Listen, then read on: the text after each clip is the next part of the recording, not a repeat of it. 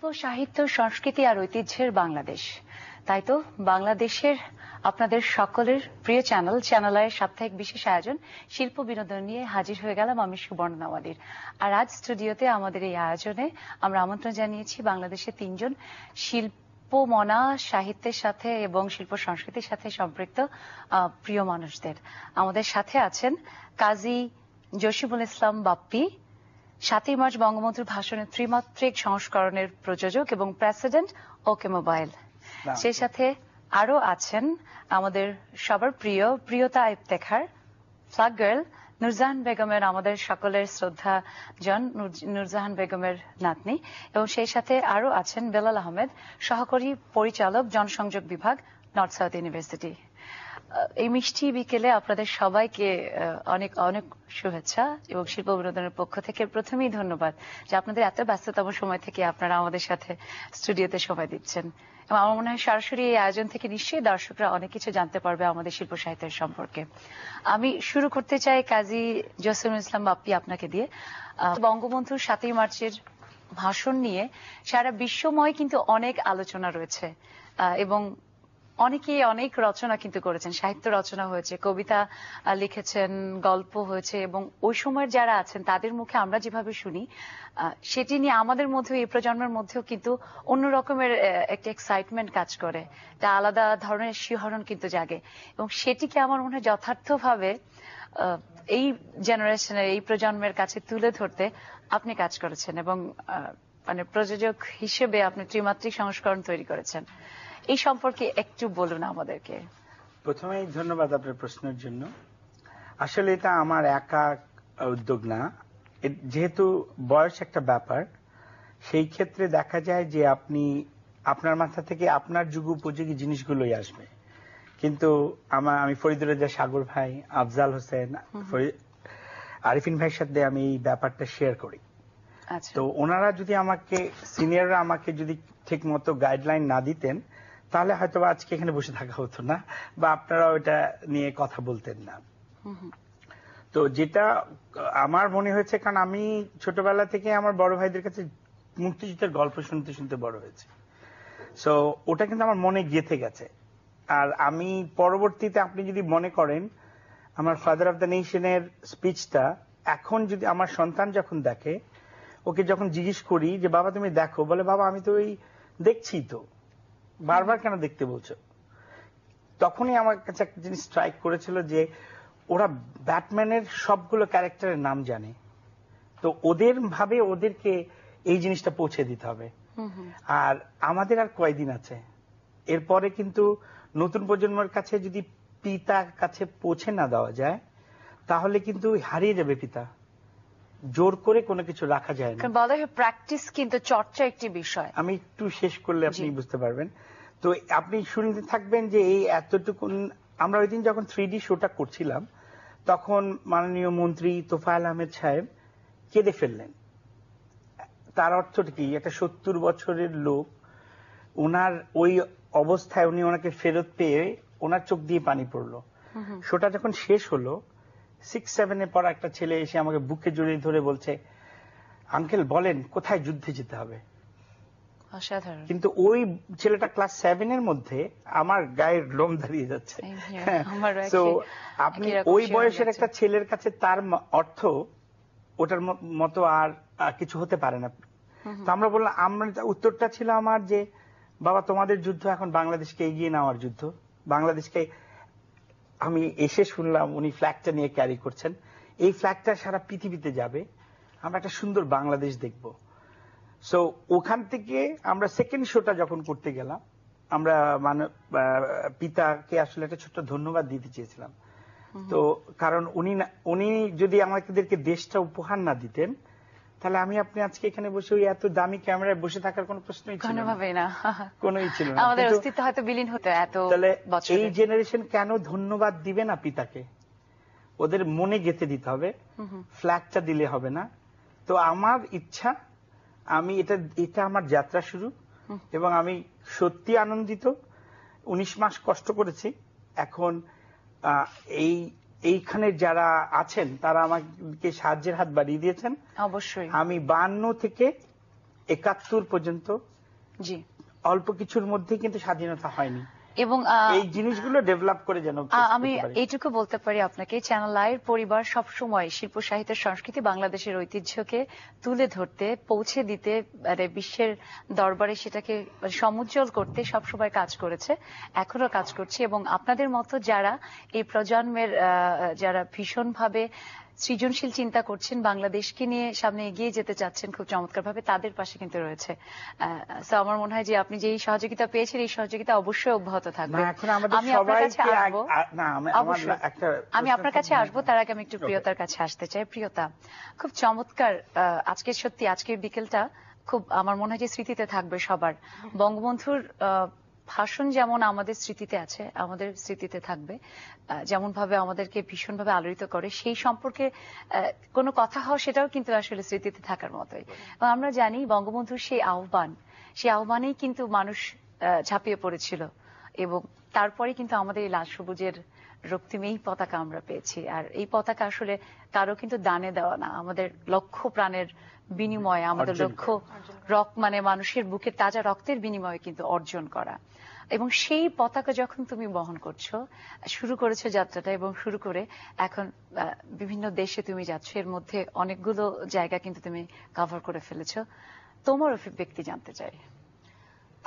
আমার কাছে এই ফ্ল্যাগের আসলে প্রথম যে শুরু করলাম, খুবই সিম্পল একটা রিজন ছিল, যেটা হচ্ছে গিয়ে যে আমাদের বাসায় কিন্তু একটা মেয়ে হিসাবে আমাদের বিশাল বড় যুদ্ধ হচ্ছে গিয়ে যে একলা যাওয়াটা। হ্যাঁ, কারণ আমাদেরকে ছোটবেলা থেকে ভয় দেখানো হয় যে বাইরের জগৎটা খুব ভয়ঙ্কর, একলা যাবে না, কাউকে নিয়ে যাবে সাথে করে, এরকম।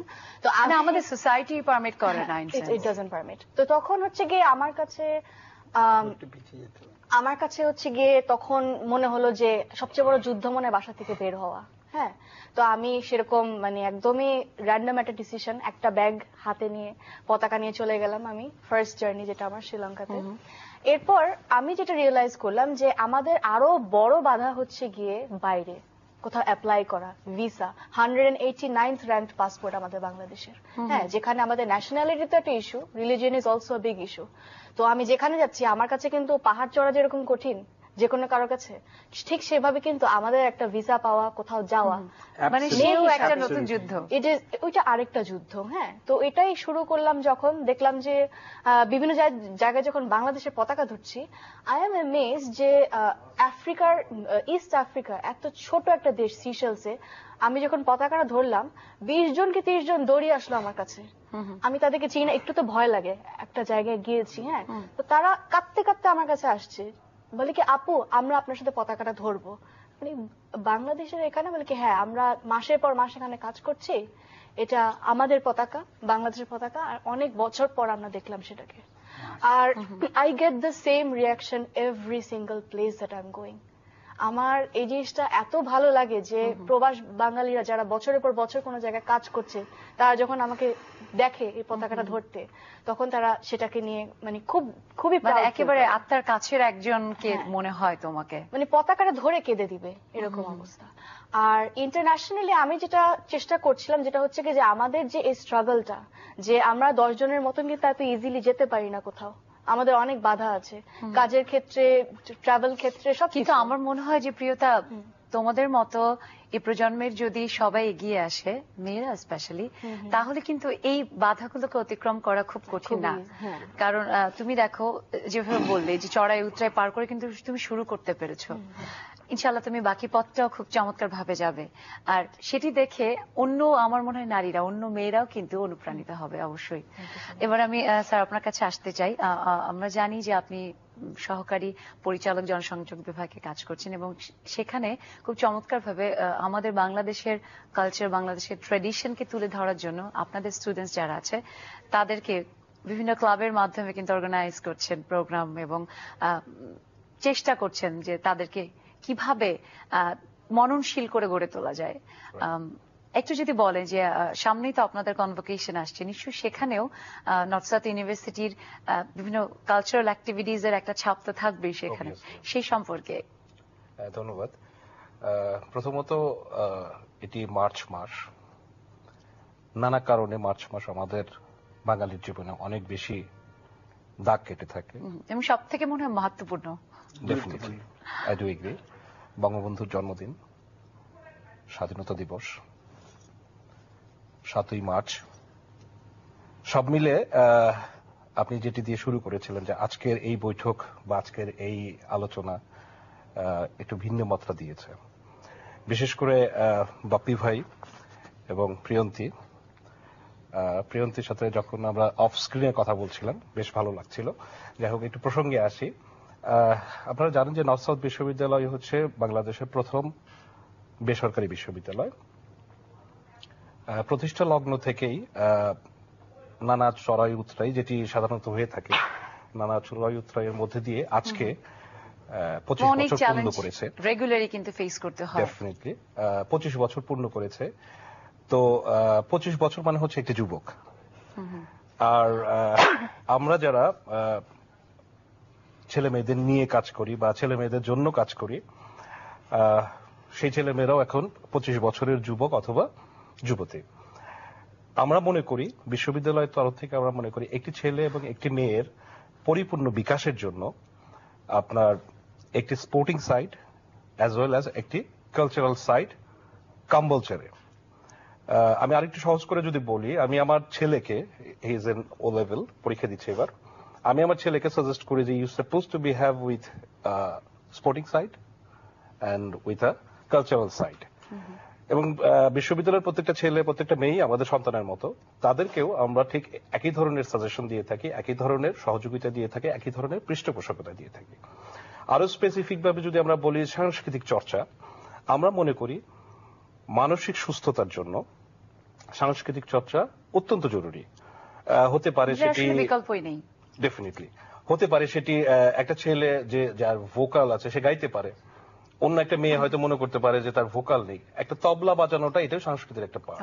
যে কিছুই বাজাতে না জানে, গাইতে না জানে, সে যদি কি বলে অর্গানাইজিং এ থাকে, সেখানেও কিন্তু তার যে এক্সপিরিয়েন্স বা তার জন্য যে পরিবেশটা তৈরি হবে, সেখান থেকে সে যেটা পাবে সেটা তার মানবিক বিকাশ বা মানসিক সুস্থ বিকাশের জন্য অনেক বেশি হেল্পফুল। এবং সোশ্যালাইজেশনের ক্ষেত্রেও কিন্তু এটা ডেফিনেটলি সামাজিক বা পারিবারিক অবস্থানগত কারণেই হোক আর যে কারণেই হোক, আপনার একটি ছেলে একটি মেয়েকে বেড়ে ওঠার জন্য যে ধরনের সাপোর্টিং এলিমেন্টস লাগে, সেগুলো বাসায় বসে যতটুকু সম্ভব ততোধিক সম্ভব হচ্ছে আপনার বিশ্ববিদ্যালয় পর্যায়ে। এটি একটি বিশ্বাঙ্গন যেখান থেকে আসলে পরিপূর্ণ ধারণাটা দেওয়া হয়। এবং আমরা চেষ্টা করি যেটা যে একটি ছেলে একটি মেয়ের প্রতিভা যেটি আছে, একটা সময় হয়তো একটা ছেলে একটা মেয়ের হয়তো পছন্দ অপছন্দের কিছুটা তারতম্য ছিল, অথবা চাপিয়ে দেওয়া হয়তো অনেক ব্যাপার স্যাপার সেগুলো শোনা হয়, কিন্তু এখনকার দিনে এটির কোনো সুযোগ নেই। সে ছেলেই হোক সে মেয়েই হোক, তাকে চয়েস দেওয়া হয় যে তুমি which one do you prefer. সেটা তোমার সাংস্কৃতিক চর্চার ক্ষেত্রে অথবা খেলাধুলার ক্ষেত্রে অথবা ডিবেটিং এর ক্ষেত্রে অনেকখানি কিন্তু পাল্টেছে প্যারেন্টসদের। ডেফিনেটলি। এবং আমরা এটিকে আসলে লালন করি। আমাদের কৃষ্টি কালচারের সাথে তো এটিই যায় যে আমি আমার সন্তানকে তার মতো করে একটু বড় হতে দেব, আমি আমার সন্তানকে হচ্ছে যে পারিবারিক যে পরিবেশ এবং পারিপার্শ্বিক যে পরিবেশ, সামাজিক যে পরিবেশ, সেটির সাথে বড় হইতে দিব, বিচ্ছিন্নভাবে বড় হওয়ার কোনো দরকার নেই। সো কল্ড আপনার ওয়েস্টার্ন কালচার নিয়ে আমরা যে ধরনের কথাবার্তা শুনি, একটি বিচ্ছিন্নতা বাদ তৈরি হয় সেখানে। এই জিনিসগুলো থেকে আমরা সরাসরি হচ্ছে বেরিয়ে এসেছি। আপনি জেনে সুখী হবেন যে নর্থ সাউথ বিশ্ববিদ্যালয়ে আপনার বাঙালি কালচারের যে কয়টি পর্বণ আছে, যে কয়টি অনুষ্ঠান আছে, আমাদের বুক ভরে যায়। আমরা যখন পহেলা ফাল্গুন বলেন বা পহেলা বৈশাখ বলেন, যখন ছেলে মেয়েদের সেই রঙে রঙিন একটি আবহ দেখতে পাই ক্যাম্পাস জুড়ে, আমরা গর্বের সাথে আমাদের সুপিরিয়র সিনিয়রদের দেখিয়ে দেই বা দেখাতে বলি যে দেখেন, দিস ইজ আওয়ার কান্ট্রি, এটাই আমার বাংলাদেশ। যদিও অনেকেরই ধারণা যে আসলে North South University is the university of Gulshan বনানীর ছেলে মেয়ে, হ্যাঁ, এই ধরনের অনেক কনসেপ্ট আছে, বাট এটি আমি সবই নিয়ে বলবো একটু রিচ থাকে না, একটু আদুরে ছেলে মেয়েদের এরকম, যারা কিনা খুব বেশি আসলে আমি যদি আপনাকে প্রশ্ন করি, আপনার যদি 5টা ছেলে মেয়েও থাকে, আপনি কিন্তু সবাইকেই আদর করেন, সবাই আদরে। ইট ডাজন্ট মিন যে আপনার যেটি কি বলে মূল ধারা আমার দেশের বা আমার কৃষ্টির আমার কালচার, সেটা থেকে একটু বিচ্ছিন্ন হয়ে যাবে, সেটাকে আমি আদুরে ভাবে গ্রহণ করবো না। কখনোই না। এটা বোধহয় এই থেকে হয়তো বা ওই যে বকে যাওয়া শব্দটার আবিষ্কার হয়েছে, যে একটু বেশি আদর বকে করা, যাওয়া একটু বা ডান মানে দিকে বাম দিকে যাওয়া। ইউনিভার্সিটি লাইফের যে নতুন করে আমার মনে হয় যে সবাই যখন টিনেজের 18 বছর বয়সের পরে একটা নতুন অভিজ্ঞতা, ইনসাইড দ্য বক্স বলা হয় যে হায়ার এডুকেশন মানে হায়ার সেকেন্ডারি পর্যন্ত inside the box kind of, then university মানে outside of the It's box. definitely, এই সম্পর্কে আমি শুনবো আপনার কাছ থেকে, তার আগে আমি একটু আবার বাপ্পি ভাইয়ের কাছে আসতে চাই। বাপ্পি ভাই, যেই জার্নিটা আপনি শুরু করেছেন একদমই সহজ ছিল না, শুরু করাটা কিন্তু খুব বড় একটি বিষয়, মানে আমার মনে হয় যে ফার্স্ট স্টেপটা এটা সব থেকে ইম্পর্টেন্ট এবং এটা আমার মনে হয় খুব কঠিন, চ্যালেঞ্জিং। সেটি আপনি খুব সফলভাবেই কিন্তু মানে কি বলবো যে আসলে- দিয়েছেন এবং এগিয়ে গেছেন। এখন আপনার আসলে প্ল্যানিংটা কি, আর মানে এইরকম আর কি চ্যালেঞ্জ নিয়ে আপনি কাজ করতে চান? আসলে এটা আপনাকে তখন বলে শেষ করতে পারিনি। ওই অনুষ্ঠানের আরেকটা কথা হচ্ছিল যে তোফায়েল আহমেদ সাহেব বলছিলেন, মাননীয় মন্ত্রী, যে বঙ্গবন্ধুর উপরে কি পরিমাণ চাপ ছিল ওই ভাষণটা দিতে যাওয়ার সময়। কারণ উনি জানতেন যে বোমারু বিমান এবং কামানগুলো তাক করে আছে রেসকোর্সের ময়দানে। উনি যদি আর এত লাখ মানুষ একবার যদি উনি একটা মিস ওয়ার্ড ইউজ করেন, সেই মিস ওয়ার্ড ইউজের রেজাল্টটা কিন্তু সবগুলো লোক সাথে সাথে মরে যাবে। এবং রাতে উনি নাকি খুবই অস্থির ভাবে হেঁটে বেড়াচ্ছিলেন। তো আমাদের মাতা বললেন যে তোমার বুকে যা আছে গিয়ে বলে দিয়ে এসো। তার অর্থ কি? এটা একটা রিটেন কিছু ছিল না, ওটা নিয়ে এখন সারা পৃথিবীতে রিসার্চ হচ্ছে। আমি ওই কথায় ফেরত আসি, এই ভাষণটা তো কেন রিসার্চ হচ্ছে? প্রতিটা শব্দে কি, উনি কিভাবে চশমাটা রেখেছিলেন, উনি কিভাবে ঘুরছিলেন, কেন ঘুরছিলেন? উনি ঘুরছিলেন আরেকজন যেন তার প্রত্যেকটা বডি ল্যাঙ্গুয়েজ আর মুভমেন্ট, কালকে পত্রিকাতে কি ছবিটা আসতে হবে বাঙালির, সেটাও তিনি তার মাথায় নোটিশ করছিলেন। কোটি কোটি জিনিস এই ছোট্ট ভাষণটার মধ্যে শেখা সম্ভব। তো আমার একটাই চেষ্টা, 4 কোটি শিশুর কাছে এই ভাষণটা আগে পৌঁছে দেওয়া, তারপরে সেকেন্ড স্টেজ। আমি আজকে অনেক প্রশ্ন শুনেছি, অনেক প্রশ্নের সম্মুখীন হয়েছি যে কেন এরকম করছো, না না, সিনেপ্লেক্সে দেখাচ্ছেন ওই যে নর্থ সাউথের মতো ব্যাপারটা চলে আসছে, কেন করছেন?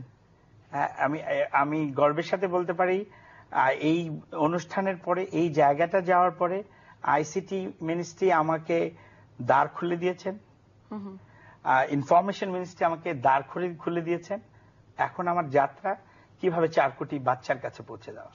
নিশ্চয়ই আপনি খুব সফলভাবে পৌঁছে যাবেন এবং আমাদের এই প্রজন্ম এবং ভবিষ্যৎ প্রজন্ম অবশ্যই বঙ্গবন্ধুর এই ভাষণ, এই আহ্বান নিয়ে বাংলাদেশকে নিয়ে সামনে এগিয়ে যাবে। প্রিয়তা, আমরা জানি যে শখে তুমি একজন কি বলবো উচ্চবি ডিরেক্টর, এবং শখ থেকে বলি কিংবা নেশা থেকে বলি তুমি ফিল্ম মেকিং নিয়ে পড়েছো। এখন আসলে সব মিলিয়ে ব্যস্ততাটা কি, কোন জায়গায়, কনসেন্ট্রেশনটা কোথায়? কনসেন্ট্রেশন হচ্ছে কি এখন ট্রাভেল ভিডিও বানানো।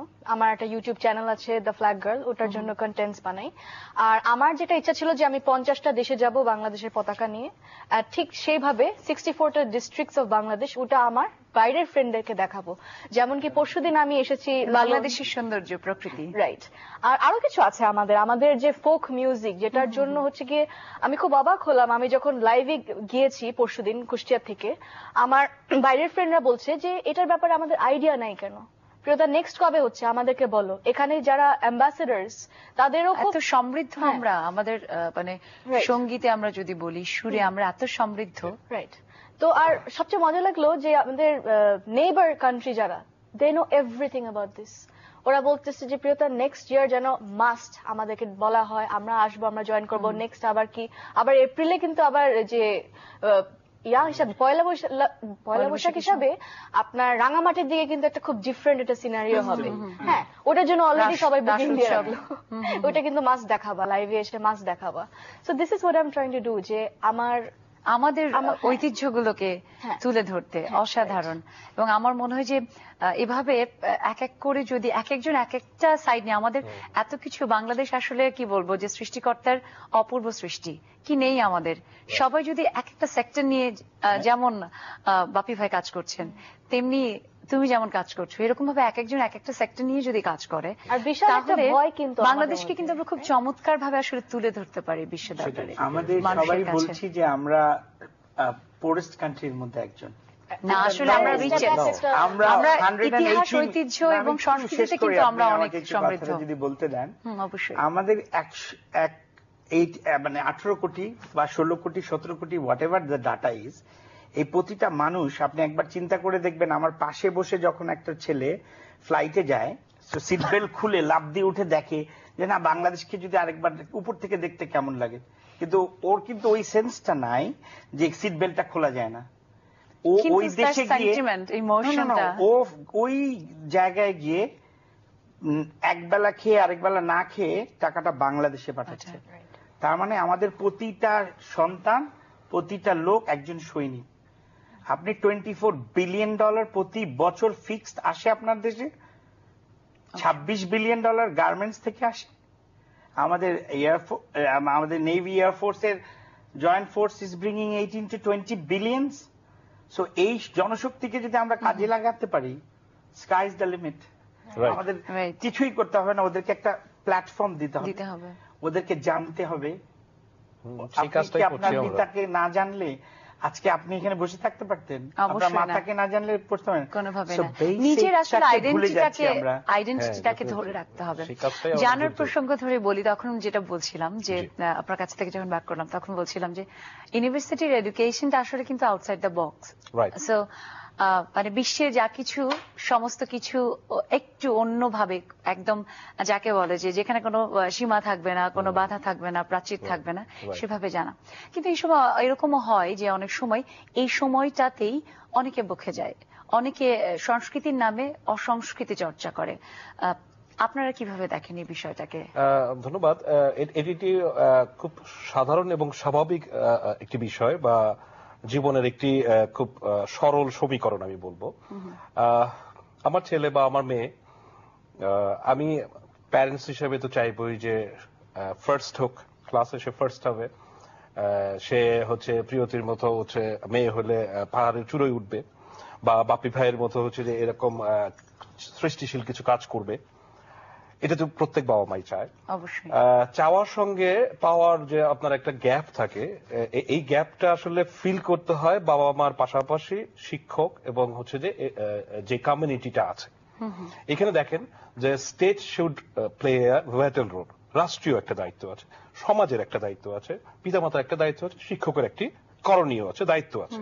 এই 4-5টি বডি যদি সেম আপনার কি বলে মেসেজ থ্রো করে একটি একটি একটি মানে উঠতি ছেলেকে বা উঠতি মেয়েকে, আমি বিশ্বাস করি সেই ছেলে বা সেই মেয়ে দিকভ্রষ্ট হতে পারে না। একটি ছেলে একটি মেয়ে যদি তার কৃষ্টি কালচার সম্বন্ধে ধারণা রাখে, হ্যাঁ আমি বলছি না যে আপনার পাশ্চাত্য বিশ্ব অথবা অন্য অন্য দেশের যে কৃষ্টি কালচার সে সম্বন্ধে সে জানবে না, এটি বলছি অবশ্যই জানবে, সেটি জানার প্রয়োজনীয়তা আছে।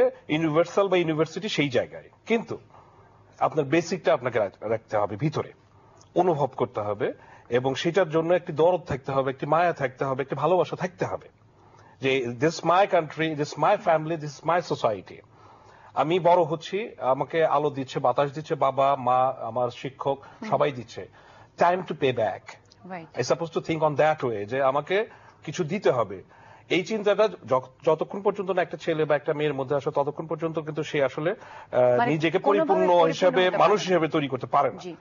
সে দিতে পারবে কি না পারবে অনেক পরের কথা। বাবার অনেক আছে অথবা মার অনেক আছে, হয়তো তারা সে প্রত্যাশাও করে না, কিন্তু ওই ছেলে বা ওই মেয়ের মধ্যে যদি এই মানসিকতাটা তৈরি না হয় যে yes I suppose to pay back to my parents, it's not the money, এটা হইতে পারে সেবা, এটা হইতে পারে তার পাশে থাকা, তার শেষ সময়টাতে জড়িয়ে রাখা, এই ধরনের মেন্টালিটি গ্রো করার জন্যই আপনার আমাদের ইউনিভার্সিটিতে আপনার বেশ কিছু পদক্ষেপ নিয়ে, এবং আমার মনে হয় শুধু পদক্ষেপ না, আপনার মতো সংস্কৃতি মনা মানুষ আছে নর্থ সাউথ ইউনিভার্সিটির সাথে, যারা কিনা পৃষ্ঠপোষকতা দিচ্ছে এবং খুব চমৎকার ভাবে নতুন প্রজন্মদেরকে পথ দেখাচ্ছে। এবং আমরা বিশ্বাস করি যে অবশ্যই সে পথ মানে খুব সুন্দর সুষ্ঠু পথেই সঠিকভাবে হাঁটবে আমাদের এই প্রজন্ম, এবং আমরা পাবো ঠিক বঙ্গবন্ধু যেমনটি চেয়েছিলেন জি, আহ, একটি সোনার সোনার একটি বাংলা সুখী সমৃদ্ধ, এবং সুখী সমৃদ্ধ এবং দরিদ্রমুক্ত বাংলাদেশ। একেবারে উজ্জ্বলতম বাংলাদেশ। নিশ্চয়ই আমরা সেই উজ্জ্বলতম বাংলাদেশ পাবো। আবার আপনাদের তিনজনকে অনেক ধন্যবাদ। তিনজন এত সংস্কৃতি মানুষকে আমরা পেয়ে আজকের বিকেলটি সত্যি ভীষণ ভীষণ ভীষণ মধুর হয়ে গেল। আমার মনে হয় দর্শকরাও ভীষণ ভাবে পছন্দ করেছে, আপনাদের কথা শুনে নিশ্চয়ই উপকৃত হয়েছে। আবার অনেক কৃতজ্ঞতা। অনেক ধন্যবাদ। ধন্যবাদ আপনাকে, ধন্যবাদ চ্যানেল আইকে। সুপ্রিয় দর্শক, এই ছিল আমাদের আজকের শিল্প বিনোদনের আয়োজন। নিশ্চয়ই ভালো লেগেছে। আগামী পরে আমরা আবারও হাজির হয়ে যাব আমাদের প্রিয় আরো সব মানুষদের নিয়ে। সে পর্যন্ত আপনারা সবাই ভালো থাকবেন, সুস্থ সুন্দর থাকবেন, আর থাকবেন বাংলা সংস্কৃতির চ্যানেল আইয়ের সাথে।